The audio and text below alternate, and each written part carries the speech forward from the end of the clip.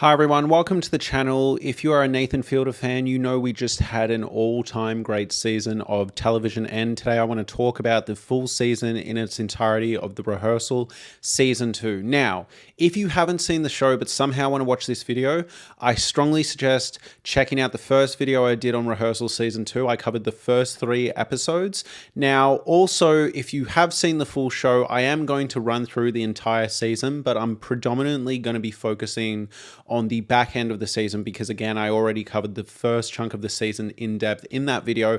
However, I will go through notable things of the whole season. Just if you want a more in-depth look at those first 3 episodes, go check out that video. Now, with all that out of the way, let's talk about what essentially is the most interesting show I have seen in ages. I think The Rehearsal Season 1 was fantastic, and I think there is some really uncomfortable character revelations about Nathan, and I think it speaks to the way relationships crumble, and I think the whole angle of it being like a fake marriage, a fake family in The Rehearsal Season 1, and kind of like becoming a very typical relationship experience for a lot of unhappy marriages, right? Like that's what it felt like it was communicating to me. Like how many people in real life are faking being happy in a relationship? How different is a simulated relationship really when you end up having these same struggles, the same arguments, the same secrets? I thought it was excellent.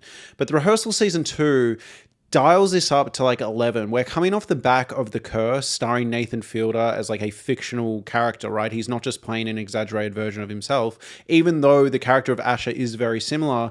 But in that show, it was very much kind of interested in unpacking reality TV, right? It was a fictionalized show about people trying to make reality TV. It felt like this kind of inevitable sequel to what Nathan Fielder normally does, right? And in that show, in Ash's character, played by Nathan Fielder, there were so many commonalities with kind of previous hang-ups that have been explored throughout Nathan For You and The Rehearsal, whether it be sexual hang-ups or this want and need to be infantilized. Like there's a lot of sick stuff in The Curse that was funny in Nathan For You and The Rehearsal, but in The Curse, it really kind of took these elements that we normally laugh at and apply internet humor to, like cuckoldry, like wanting to be a baby, like wanting to be infantilized, like small penis jokes, and really kind of held a mirror to them and the ugly nature of that. And The Rehearsal Season 2, it does this again, but not kind of highlighting the ugliness. Instead, in my opinion,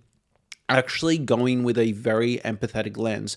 To me, what The Rehearsal Season 2 really nails and hammers home is for an exploration of people that struggle with social situations. There is a lot of, it's not even allegory, there is a lot of exploration around autism and whether Nathan Fielder is actually autistic himself. And it feels like a direct answer to people speculating whether his character Asher was meant to be an exploration of that, as well as what The Rehearsal in concept really meant. And I think this is what elevates for me The Rehearsal Season 2. The central focus of aviation safety. Nathan Fielder kind of sets out and makes it his mission throughout The Rehearsal Season 2 to kind of explore, unpack, and seemingly rectify this communication issue that leads to avoidable crashes occurring with aviation, right? So Nathan Fielder very early on notices a pattern in communication breakdown when it comes to the black boxes of these flights, where essentially a co-pilot, right? Not the lead pilot, the co-pilot, who is meant to have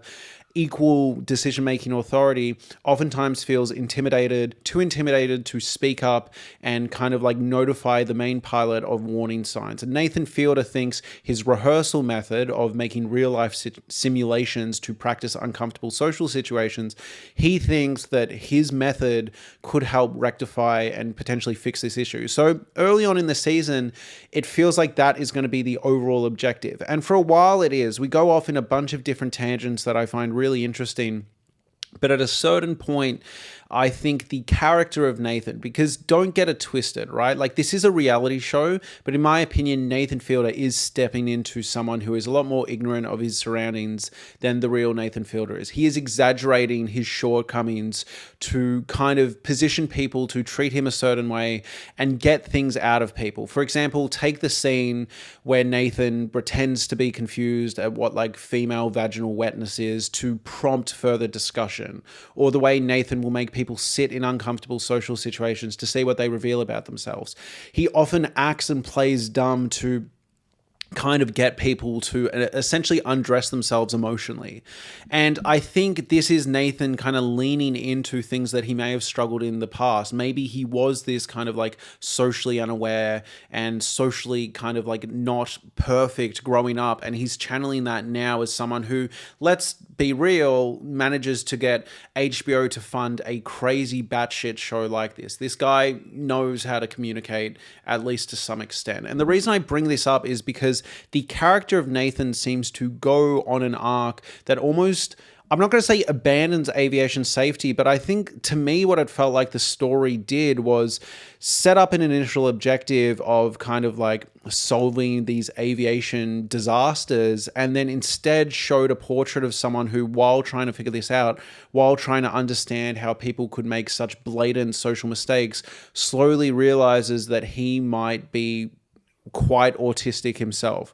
He may also really struggle with social situations, and this whole want and need for understanding miscommunication, and this want and need for rehearsing uncomfortable social situations, and the way he resonates with these oddballs and really gets them to open up to him. And the way people perceived his character Asher as neurodivergent, it seems like this character Nathan is exaggerating here, almost kind of like sidelines this project and almost throws it all away because of how uncomfortable this revelation is for him. Now, I am not saying that real life Nathan Fielder is or isn't on the spectrum. I think it's highly possible he is. It's also highly possible that he isn't, but I feel like he is very much painting a narrative here where the characterized version of him, this exaggerated version of himself in the rehearsal, is very clearly on the spectrum and running away from that diagnosis. I think in my opinion, there is no other way to take the ending and the arc this season takes and not take it as a man running away out of fear for what that diagnosis means. And I know people have sliced it another way and said that doesn't really matter because he's flying the plane. So what does it matter? Like, the ending is open-ended and interpretive. And I fundamentally disagree. I don't want to be closed-minded here, but the ending to me of this season feels like a indirect conversation, a direct parallel to the fact that in the prior episode he meets with an autism expert who is essentially like really trying to open his eyes to his own diagnosis, and highlights the fact that he's struggling with all these like reading facial cues tests, and is trying to say, hey, like this show you made, you're really hyper fixated on understanding social dynamics and social situations the way like neurodivergent and autistic people do, and maybe there's some commonality there. And she doesn't flat out say it, but what the episode is communicating is that this guy is burying his head in the sand and is too scared of being diagnosed. So the ending to me, where he says like, if you're able to fly a plane, you must be fine, is meant to be a dark, sad, tragic moment. It's meant to be the character of Nathan kind of leaning into the same toxic mentality that led to all these disastrous flights. Like the whole miscommunication here is the fact that pilots are too scared to get mental health help. They're too scared to speak up. They're too scared to be authentic and be themselves out of fear of losing their jobs, which snowballs into these chaotic events where hundreds of people die. And Nathan Fielder at the end, I'm not saying being on the autism spectrum means you are guaranteed to crash planes. If anything, it may be the opposite. But I think this kind of final line where he says, well, if I'm flying a plane, I must be fine, is meant to be tragic, because clearly so many of these pilots are not fine, all right? There are pilots who crash planes into the sides of mountains intentionally. But on top of that,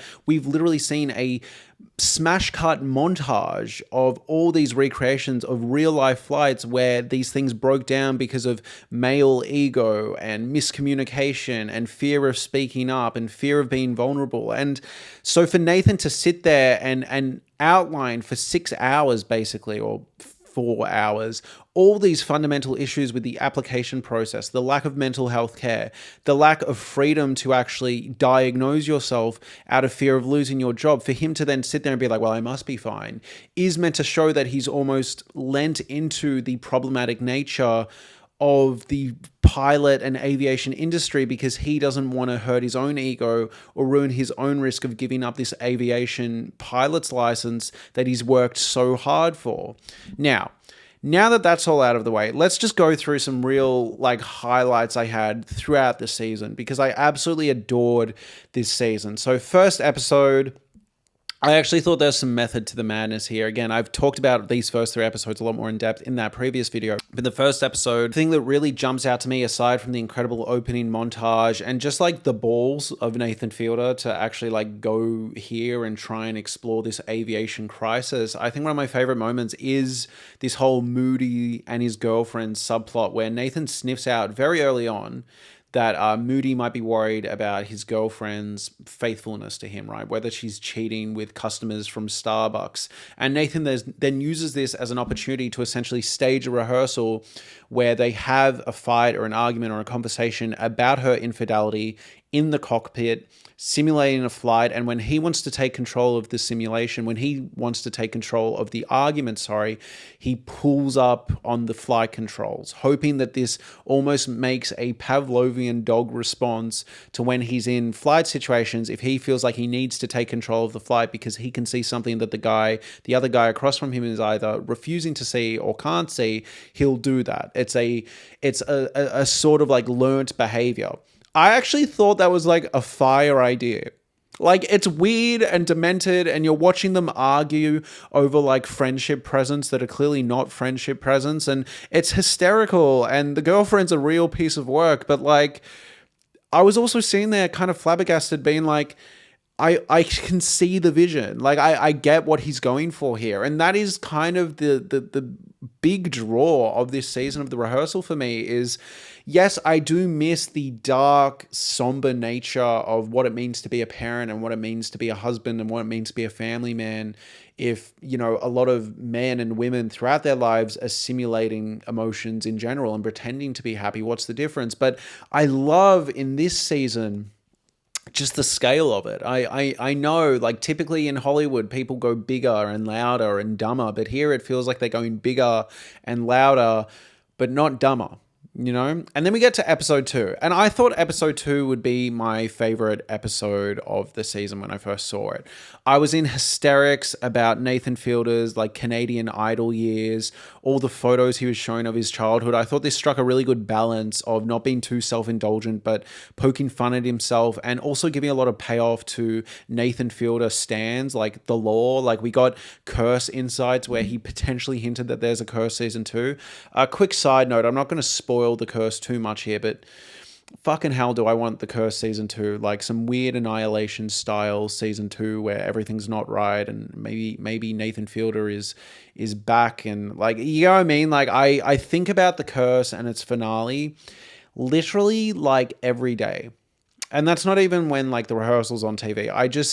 It was an uncomfortable show and it's a hard recommendation, but I truly think it was transcendental, if that's a word. I feel like it was genuinely like out of this world television. I thought it was just incredible, and I think about it all the time. But moving forward, the reason I bring that up is in this episode, Nathan Fielder discovers that an episode of his original show, Nathan For You, that's on Paramount Plus because of his licensing deal for that and for The Curse, which is also on Paramount Plus as an original, he finds out that one of the episodes was taken down, specifically the one where he tried to create a brand of sport jacket wear, of hiking. I'm forgetting the term, of like cold weather wear. What's the term?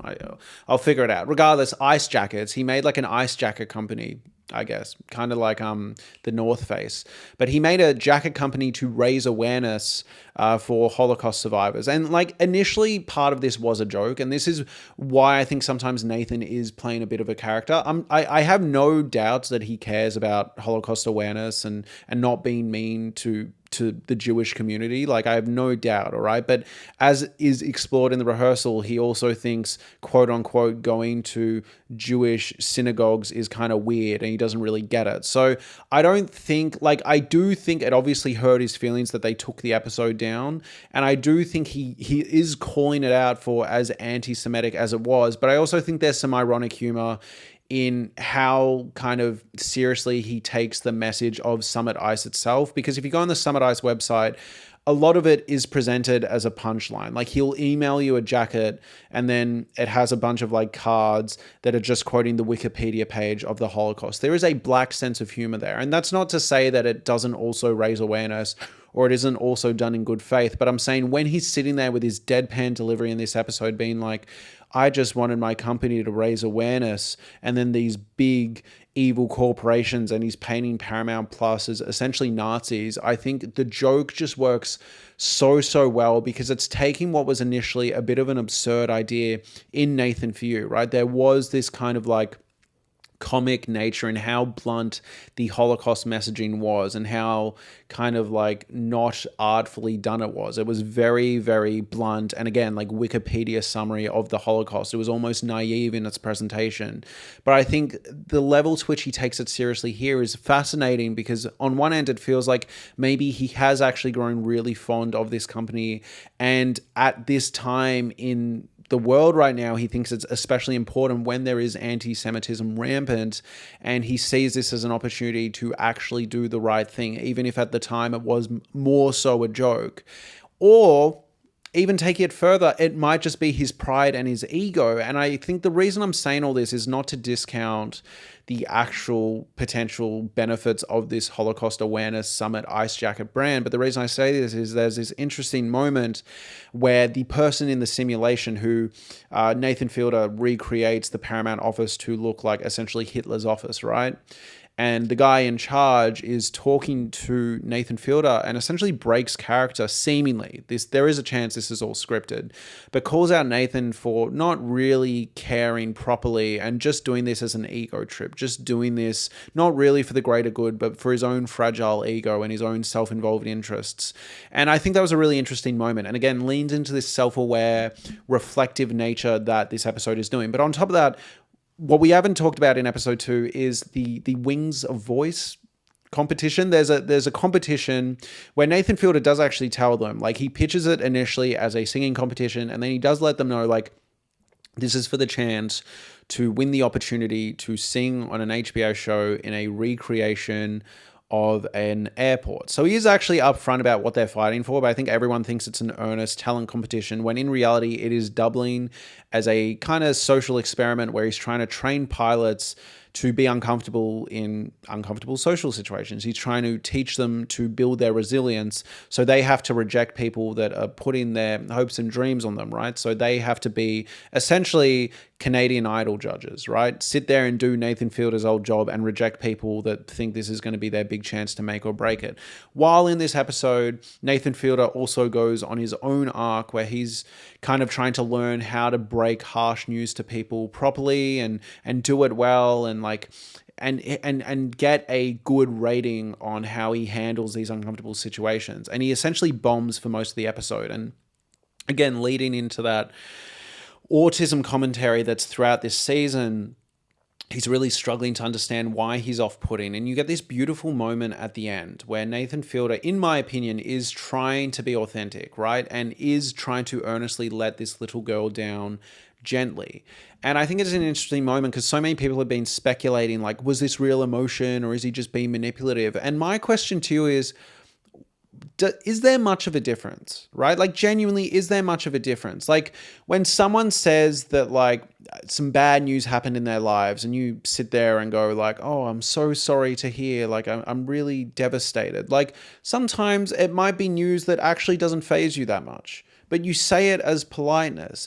Technically, if we break it down, there is a layer of maybe fakeness of your concern, but you say it because you want to appear concerned, and that's okay. Like, we run into these dynamics and situations all the time, you know? Like, how often do you throw a sorry out for something that you're not really sorry for, but you know it's the polite thing to do? And if you weren't to do it, it would seem impolite. So is it really that fake, right? And I think that's what this episode's exploring here. I don't think it really matters if Nathan Fielder really believes it or not, because if anything, it is kind of irrelevant as to whether he believes any of what he's saying. What is relevant is the intention. He's not playing some sick game with this young girl trying to like troll her. I think he really is earnestly having a moment of either I do actually feel terrible for her and I do believe everything I'm saying, or I've created a situation that has resulted in this poor little girl showing up and hedging her dreams on me, and I have to break this. And I didn't anticipate how uncomfortable this was going to be, and I don't want to break this girl's heart because she has done more than most people. So even if part of it is an attempt to seem nice or get a good rating or let her down gently, I think that's fine. I think it's interesting. And I think she clearly did give him a 6 at the end, by the way. Again, similar to the entire ending of the show, I think you are meant to be seen there watching Nathan a bit in denial. I think it was clearly a 6. He picked it up as a 6. It looked like it landed as a 6, and he flipped it over to a 9. It was probably a 6, because I think there was this urgency in what he was saying and this overbearing kind of like real insistence on making sure that it landed for her, and it went on for quite some time that might have made her uncomfortable. So a 6 felt right to me. I think it's a real good ending. I think it's a real good ending. Now, moving on to episode 3, I covered this to death in the first video, but this is the Sully recreation. Guys, this was genuinely existential, weird, hilarious. You get a better, like you low-key get a better Sully biopic than the initial Sully movie. Nathan Fielder goes on all these crazy tangents, but I think one part that is slept on is the early part with the dog cloning. So if you haven't seen the episode for some reason, Nathan meets like a family that couldn't let go of their initial dog after it died, and they took its DNA and they got 3 clones of it made. Guys, I did not know you could clone dogs, so this was like a huge moment for me. But yeah, they got 3 clones of their dogs made, and what do you know? They're sitting there going, turns out getting a biological clone of a dog doesn't mean we have the same dog. It's not the same personality. It's not the same vibe. And Nathan Fielder starts discussing with them, like, do you think it's maybe because you don't live in the same place? Do you think it's maybe because you've moved? Do you think it's because you guys as people are in different points in your lives? There's less tension or more tension. Like, you're different people around the dog, so the dog is different. And then they go, maybe. So Nathan Fielder painstakingly recreates a rehearsal simulation like he's done in season 1. Recreates their house with actors, gets the actors to have similar arguments, gets the actors to live the way they did. He makes an exact replica of the 2001 apartment or whatever they were in, and transports oxygen. And I think this is part where Nathan Fielder is playing kind of a delusional character, right? I think the actual Nathan Fielder probably knows that transporting like a case of oxygen from Seattle over to Boston or whatever, right, isn't going to make a massive difference in this dog behaving exactly like the initial dog, right? And he knows that. Part of the absurdity is part of the joke. But I think what we get to here is a result that I think speaks to more people's desperation, right? So Nathan doesn't really, in my opinion, he doesn't really accomplish much. And I think the part of the joke here is that he convinces himself that he accomplished something. But the big thing here is the parents of the dog have an earnest, kind of full-on, like emotional response to a breakthrough or something they perceive as a breakthrough. So at a certain point, they raise the dog with cats, right? And they talk about how their initial dog, right, not the clones, their initial dog would walk across this part of the couch, this back part of the couch, the way cats would. And they said that was because they raised it with that specific cat that did that. Now, again, just to pop their bubble, I have a French bulldog in the other room, and if I put her here while I film a video, she'll do that back and forth. And even if I don't put her there, she'll jump up and do it sometimes. So she hasn't been raised by a cat. I haven't asked her to do that. She just does it. And she's a dog. All right. So I don't think this is like the full on, oh my God, we've like full on replicated the dog the way they think it is. But that doesn't matter.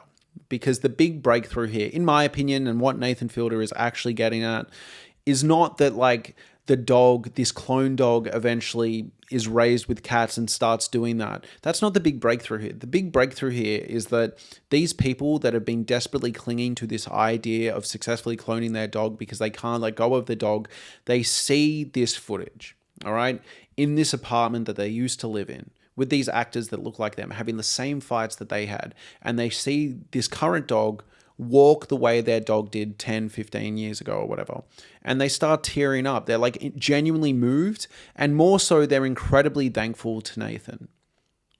And I just find it like simultaneously tragic, but also like a very heartwarming, beautiful moment. One, because I feel like Nathan never really got thanked in season one. I do actually think, even though Nathan made it his own kind of like self-involved, almost narcissistic experiment, I do think he presented Angela with a really good opportunity to actually have a trial run of having and raising a child.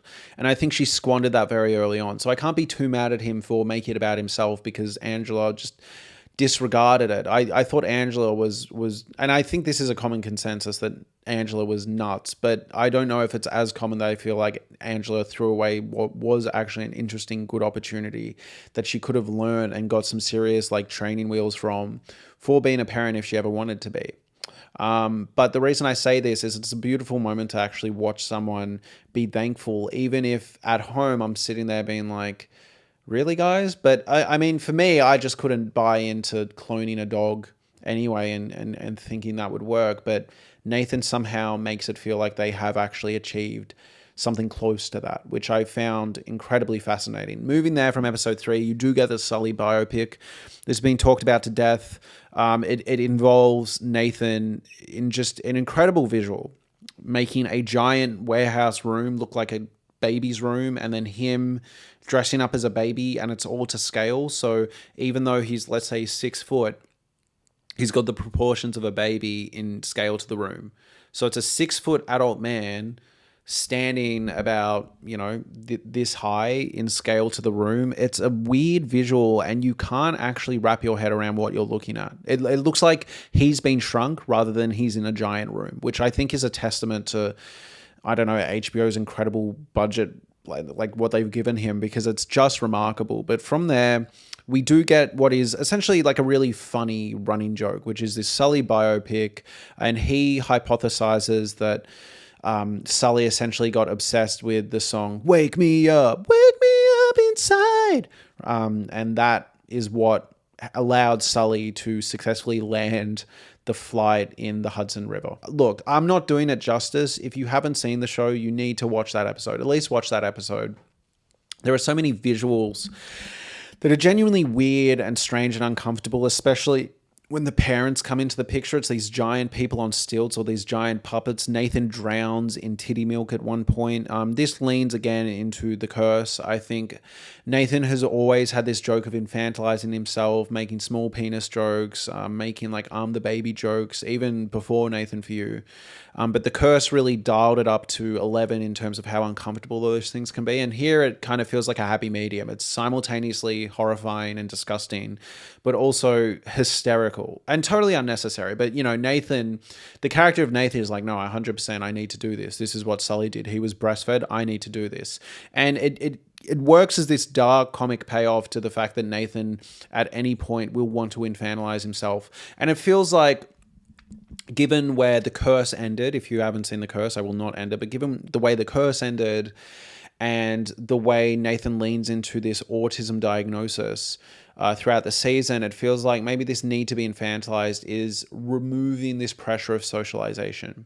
That's how I would take it. Like the ending of the curse, if you've seen it, I took the ending almost as like he's now in a place emotionally, let's say, he's now in a place where he doesn't need to be weighed down and deal with social interaction anymore. And I feel like this season, given its focus on autism, and I also think even if Nathan himself isn't autistic and he's just leaning into social situations and how he used to struggle with them growing up and exaggerating it as a character, and even if he finds some commonality and purely just finds some compatibility with people on the spectrum, I think it is interesting that like the Reddit has been diagnosing him as autistic ever since Nathan For You, throughout the curse, throughout the Rehearsal season 1. Like he explores this, right? The fact that like the Rehearsal season 1 became known for essentially working as an extended metaphor for masking as an autistic person, which they do go in depth about. But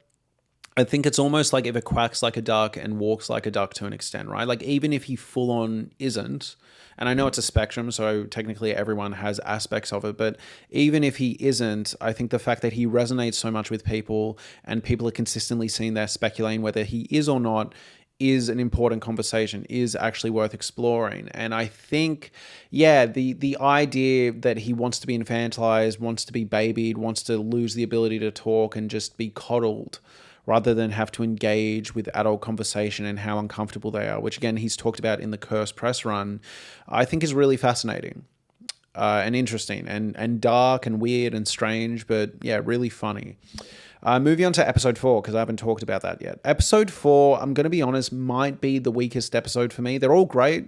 They're all like 8 or 9s out of 10s, even some 10s there. But like this might just be the weakest episode for me. I think the whole joke around the pilot having like 12 people around him saying everything he says, essentially acting as like moral support, like on a literal level, right? He gets this pilot to communicate with women while having 12 other people that are essentially repeating everything he says as he says it. It was a funny joke, but I wasn't really taking much emotionally from it. I think this was a moment that was meant to be absurd in its humor, meant to be purely a punchline. I don't think there was any real practical world use to this, and I found it a bit less interesting than the usual rehearsal stuff where you're actually seeing there being like, this is weird and mad, but it might actually work. In this one, I think it was mostly leaning into just absurdist humor and how funny this visual is.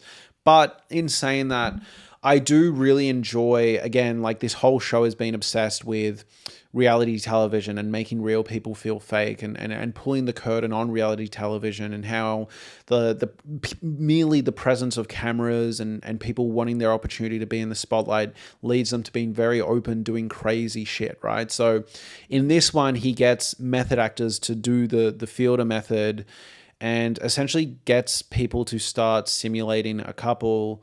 And he has multiple rooms set up as this pilot who he's trying to get more comfortable with dealing with women, and gets people to basically improvise as couples. So he'll take, for example, a male actor and a female actor who might have spouses at home, and he'll just say the acting gig is just playing two people that are trying to see if they'll date or not, and then sees what happens. And by the end of it, a lot of them are making out, and he then invites the boyfriends.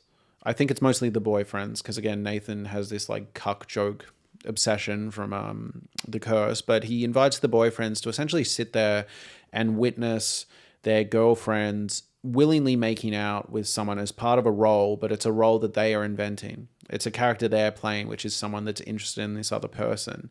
So it's this question of, if they're making up the script, if they are just playing a character, it's almost like, is it really acting? Is this sort of cheating? Like the joke on Reddit is like, oh yeah, it's acting, bro. Like, I think it's interesting because there are people like, let's actually take this further, because I think this is what the show is leaning at. I think it demands interesting discussion.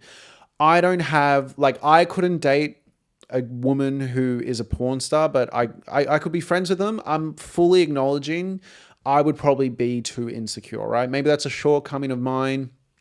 I don't think I could do it, all right? I'm fully acknowledging there's probably some hypocrisy there because I've watched porn before, but I couldn't do it personally. In saying that though, I could definitely be friends with someone who's in porn. Like, I have no judgment for them. I just personally, I don't think I could date a porn actress at this point in my life, at least. I would probably get a little insecure and jealous and be like, oh, right? Like, and I acknowledge that. But I also understand how people can. And I understand how people can date porn stars more than I understand people that can be in open relationships. I don't know if that's a hot take or not, but for me, I do actually get that, like, you know, for some people, and I've seen people talk about it in interviews, and they've talked about the fact that, like, oh, you know, the sex we're having is passionate and emotional and involved, and the sex they're having is functional. It's not romantic. It requires excessive amounts of lube and all this, you know, like technical camera work, and like the positions aren't comfortable. It's just for the cameras, and it's more like a physical act rather than something we do that's more intimate. And I've heard the explanation, and I understand the explanation, and I think if gun to my head I had to choose, I would much rather date a porn star than be in an open relationship where emotional connections can be formed, or you're literally sitting there acknowledging like, yeah, there's some dick I want to catch that does something different to you. Goodbye. The reason I bring all this up is because I think this line is being tested here, you know? Similarly, I could probably date an actor or an actress, right? Even if they had to act kissing, and like, if anything, I would just be like, okay, like, it's acting, it is your job. But Nathan Fielder pushes it here because yes, it technically is an acting gig, but not really. Like, he hasn't given them a script, he hasn't really given them much direction. He's basically said, do what you want. And I think it's interesting because it also leans into this idea that we're given about like confidence is what you make of it. You know, people can't tell the difference between whether you're pretending to be confident or you are confident, or just act confident and then you become confident, right? And it's like, is it acting? Is it not? You know, like, when I'm showing interest in conversations that I'm actually not interested in, is it still nice because I'm trying to do the polite thing? Or would it be nicer to just be like, hey, hearing about trains or hearing about plants is not really my thing. I'm sorry. Like, please stop. And I think that's what it's kind of exploring here. Like, if it quacks like a duck and looks like a duck, it looks like cheating to me, but it's also like, it actually wouldn't have happened if it wasn't for these insane circumstances set up. If they weren't invited on an HBO show, if there wasn't someone and a camera being like, hey, like, do what you want. You're playing a character of someone who's on a date, like, take it wherever you want. But like, at the point where you're like sucking each other's fingers and like taking your bra off, like, I don't know, man, like, if I had a partner at home and I was in this gig, like, unless someone was really pushing me and saying it was part of the role, I don't think I'd be volunteering that out of fear that my fucking fiance would lose her shit at me, and like, rightfully so. Like, can you imagine the car ride home of like, oh, so did you have a script for that? No, not really. Oh, so like, what was your character about? Like, why did your character do that? She just wanted to. Is your character you? What do you mean? Why would you ask that? How could you ask that? Really interesting stuff. So that was definitely my favorite part of episode 4. Episode 5 might be my favorite episode. This is a hot take. I know everyone's favorite episode is probably going to be episode 3. Bro, I almost cried in episode 5. Episode 5 essentially explores... Actually, no, before we get there, one last thing we need to talk about episode 4, because I mentioned her earlier, the woman that says she gets wet to Einstein. Just if you haven't seen this episode, go find the clip. Just hysterical. There's this woman that starts talking about like she's attracted to this pilot Nathan's trying to get to date, and she says it's because of his intellect. And she says like, oh, you know, I have wet dreams about Einstein. And Nathan kind of acts ignorant and probes this conversation. He's like, a wet dream, and kind of gets to the bottom that no, she just touched herself while reading the Einstein autobiography or biography. Real good stuff. Real good stuff. Anyways, moving on to episode 5, which almost made me cry. Look, I've been struggling with social situations a lot myself lately. As I'm getting older, and I think maybe people are separating lives, or I'm realizing where I want to spend my time with people. One, I find there's a cost to my social life, right? Like, I do this YouTube channel, and that takes a lot of energy to talk and be presentable and actually like be on for however long this video goes.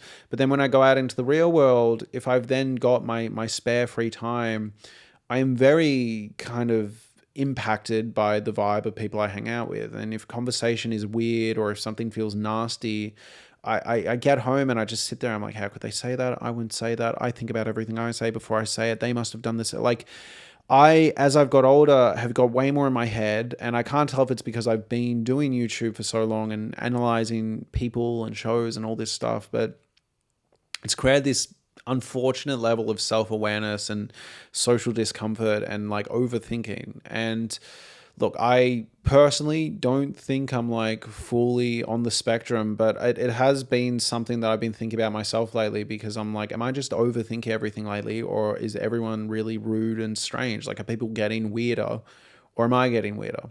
You know, and I've been struggling with that myself. So watching Nathan, even if it's a like overdone character version of himself, go to this autism center and slowly kind of clearly realize internally that he is probably autistic, and go through this test and fail very clearly, and be confronted with this woman essentially suggesting that he might be, very gently might I add. I love how she presents this, but also explaining to him that the rehearsal itself feels like a massive metaphor for masking that he stumbled into, and essentially suggesting to him like, well, clearly you probably are, if this is something you feel necessary and validating. And it's this beautiful moment where Nathan himself can't face it, but he then opens up the airport that he's made to be used by a bunch of children who are autistic to kind of navigate the high stress environment of an airport. I think, if anything, even if Nathan doesn't exactly solve or go to Congress about these aviation issues, I think what this season has done kind of in disguise is being about exploring and getting a diagnosis if you want to, and genuinely exploring the topic of being autistic and landing on the autism spectrum with a lot of relatability, a lot of open-mindedness, a lot of beauty, and a lot of compassion. Nathan is someone who, in my previous video, people were characterizing as a sociopath and as a nasty person, and I fundamentally disagree. But I think the payoff here, where Nathan opens the airport up to autistic children, if you're leaning into the idea that Nathan himself is autistic, it feels like there's some commonality there, and he's trying to give back to a community he's just kind of struggling to come to terms with, that he's part of himself. But even so, it's just like a lovely moment in an otherwise really sardonic, nihilistic, strange season of a television show. And for how self-involved the first season was, and the season finale here is, I think it's a moment of beauty, especially when he tanks the congressman interview, almost intentionally so. But yeah, really, really great moving episode. And then we get to the finale. So in a jaw-dropping moment, it cuts 2 years earlier, and we find out that Nathan has been trying to get his pilot license for fucking ages, so he can essentially do a simulation, but it's not a simulation. So he can fly a jumbo jet with 100 actors as kind of like a legal loophole workaround, because he still can't be a commercial flight. He can't be a commercial pilot because you need like 1,500 hours or something, but you can fly privately. So he goes, okay, I'll get a bunch of actors and we're going to film communication breakdowns on an actual flight. And it's real interesting stuff. Few things that jump out to me, aside from just the spectacle and the scale and, oh my God, he's actually fucking doing this, like what a fucking king, is one moment where there is actually a sense of conflict. There is a sense of tension where the co-pilot is scared to tell Nathan initially at the start that the rudders weren't in or out or something. He just did it for him, but didn't tell him. And the second thing that jumped out to me is there is a moment where another plane that is actually filming the plane Nathan's in actually is flying too close. And it's this great, almost fifth wall breaking moment where, like, this plane would not be here if it wasn't for the camera, if it wasn't for the show. Again, I mentioned it earlier, Nathan Fielder's whole thing is about exploring like the way the camera will undress people and make people act differently. And there is a conflict here. There is an issue here that is purely created by the fact that they are in a show. And on top of that, the co-pilot he has is there because he also is fascinated with acting and being in a show. So even though Nathan Fielder is less experienced, he thinks maybe a sense of superiority and intimidation will be created because he's running a show. And now you have a literal physical manifestation of this metaphor in the fact that there's a plane with a camera almost crashing into the real plane, right? Or being a threat. And you get the communication breakdown. You get how reluctant this guy is to communicate to Nathan over and over and over again. Nathan is practically begging him to communicate and being like, you seem off. What's going on? What's going on? What's going on? And then has to do this thing he proposed earlier, which the congressman almost laughed him out of the room for, which was the whole Officer Blunt and Officer All Ears or whatever, right? So the co-pilot is meant to be Officer Blunt or Pilot Blunt, and Nathan Fielder plays the role of Pilot All Ears, right? Essentially, and the guy laughs because he knows what he's doing, but it does actually result in them communicating. It works. It works. It's sick. Like, now that I'm thinking back on it, I'm like, holy shit. And then finally, the episode ends with a payoff to the Wings of Voice competition or whatever it's called, where the winner sings wake me up inside. Nice payoff too, because a woman took an ex-American Idol contestant missed a bunch of singing lessons she could have been given, and auditioned for this and wanted to sue Nathan Fielder, and went off basically saying we didn't sign up to be guinea pigs and there was no singing competition in the end. And clearly there was. Like, someone won and she smashed it. So Fuck you, woman. But no, it was a good moment.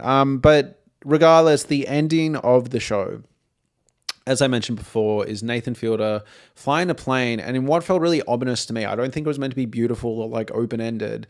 I think it was the fact that we were basically shown Nathan's paranoia of like, oh, if I go check whether I've got anxiety or depression, or more seriously, like if I have autism, that might stop me from being able to be a pilot. So, what I don't know won't hurt me, so I'm going to tick no. And the fact they seen there being like, well, if I'm in a plane, these are the best of the best, I must be fine, is sad because it's someone who, at least the character version of him, was clearly heavily implied to be autistic, essentially keeping his head in the sand. Because he can't face it, because what does that say about his piloting abilities? I think it's sad. It actually speaks to a sense of ableism as well. Not to sound too preachy, but I think it actually does lean into stigma around mental health, stigma around disability. The biggest issue in piloting is not, like, do not get what I'm saying twisted here. I'm not saying autistic people cannot be pilots. I'm saying the biggest issue here is that people are scared of taking care of their own diagnoses, leaning into any sense of curiosity about themselves, any sense of self-awareness, self-discovery, treating their mental illness, or even just like leaning and learning about their disability out of fear of crashing everything they've built for themselves in a career where you are meant to keep people safe and land things safely. It's a haunting ending, and I think it lands a lot better if you think there is something serious in those results. It's clearly what the fictionalization of this reality show is trying to hint to us, what the narrative is trying to hint to us here. The fact that he's watching that singing competition, there's a message being like, we've got your results. No, it's not. You're not meant to be sitting there being like, who knows, maybe it's beautiful because it doesn't matter. It does matter.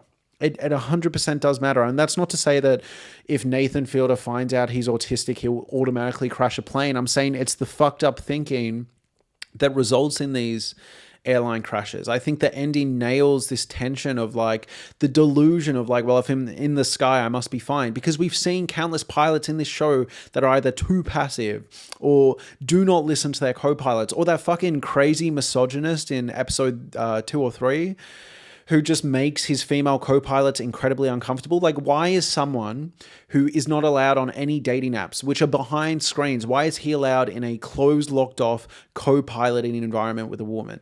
That is what this ending is nailing, and I think it's fucking incredible. I think this is the TV event of the year that no one is going to watch. All the freaks are going to have to go out into the world and kind of like hyperfixate and tell everyone to watch it. I've been telling my boss to watch it for 6 weeks. He watches air crash investigations, and then I sound like, I'm fucking loopy because I'm like, watch it. I think this is just next level television, and easily the best reality show I've ever seen, but I will be thinking about this for a long time. The same way I think about The Curse, truthfully. Thank you so much for watching. Please like, comment, and subscribe. If you enjoy this video also and you want to hear me talk about everything I watch every fortnight, I do a podcast for members only and Patreon subscribers where I talk about every show and movie I've watched in a given fortnight or month. I'm trying to do them weekly, but I've been quite stacked, so right now it's fortnightly. Please check that out if you've enjoyed this video. It really helps out the channel. Thank you so much for watching, everyone, and have a lovely day. Nathan Fielder, forever.